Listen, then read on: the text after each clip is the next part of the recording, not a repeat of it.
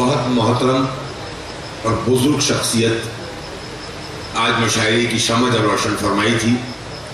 میری اس فہرست میں ان کا نام نامی نہیں ہے، لیکن ہمارے مہمان خصوصی وہ جانا چاہتے تھے. میں چاہتا تھا کہ مشاعرے کے آخر وقت تک وہ ہمارے ساتھ رہتے اور میں تبرک کے طور پہ ان سے کچھ اشعار اس پر صدر محترم کے ساتھ سنتا، لیکن اپنی مصروفیات کے باعث اور دور بھی میں بہت پہنچنا ہے. محترم جناب جی آر کنول صاحب سے درخواست کر رہا ہوں احترام کے تمام تر واجبات کے ساتھ کہ وہ مائک پر تشریف لائیں اور تبرک کی صحیح چند اشعار سے ہمیں نوازیں اور آپ تالیوں کے ساتھ ان کا استقبال فرما دیجیے. محترم جی آر کنول صاحب. آپ نے ٹھیک فرمایا کہ آپ کی لسٹ میں میرا نام نہیں تھا. امیر مینائی کا ایک شعر یہ ہے کہ امیر ملتی ہیں بن مانگے نعمتیں کیا کیا، بالخصوص مہمانوں میں شامل تھا. کریم ہے جس کا گناہ گار ہوں میں. تو یہ نعمت تو مجھ کو بلا مانگے ہی جو ہے تو حاصل ہوئی. مطلب عرض کرتا ہوں کہ زندگی بول کہ ہیں پیاس کے منظر کتنے، زندگی بول کہ ہیں پیاس کے منظر کتنے اور اس روح کے اندر ہے سمندر کتنے.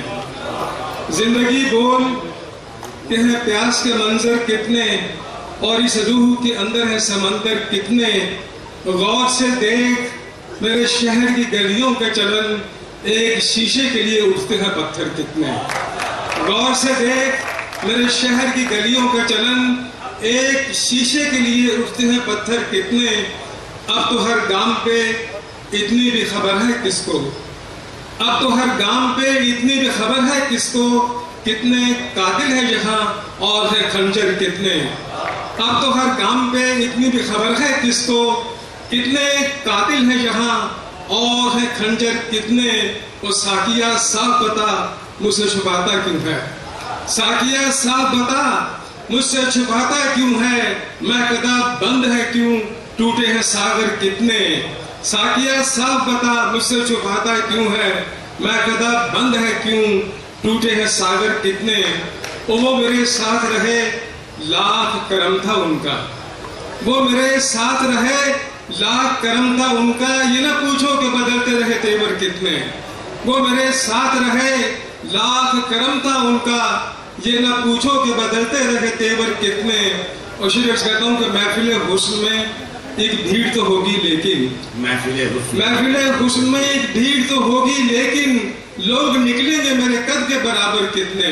محفل حسن میں ایک بھیڑ تو ہوگی لیکن لوگ نکلیں گے میرے قد کے برابر کتنے. اور دیکھنا ہے تو کمل کوچہ قاتل میں چلو، دیکھنا ہے تو کمل کوچہ قاتل میں چلو. کتنے باہر ہیں ابھی اور ہیں اندر کتنے. واہ واہ واہ واہ، بہت بہت شکریہ حضور جی آر کنول صاحب کا شکریہ ادا کرتا ہوں. ساتھیوں ہماری اس محفل میں ایک بڑا خوبصورت اضافہ ہوا.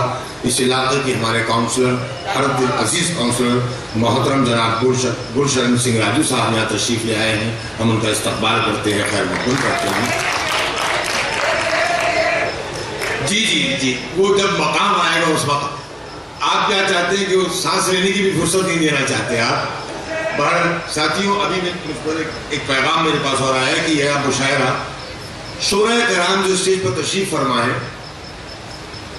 سب سے پہلے ان کا یہ فرض بنتا ہے اور پڑھنے والے شاعر کا حق کہ اس سے دار التحسین کا سلسلہ ہونا چاہیے. وہ ابھی نہ جانے کیوں نہیں ہو پا رہا ہے. میں شورائے کرام سے بھی درخواست کروں گا اور یہ اطلاع سب کے لیے، سامعین کے لیے بھی اور شورائے کرام کے لیے بھی عرض کر دوں کہ یہ مشاعرہ راکی ٹاک انٹرنیٹ پر لائیو دکھایا جا رہا ہے.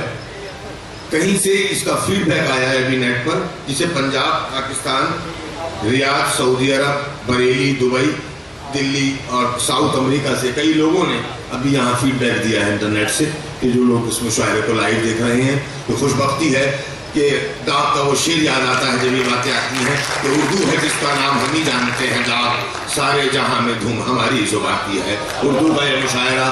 اور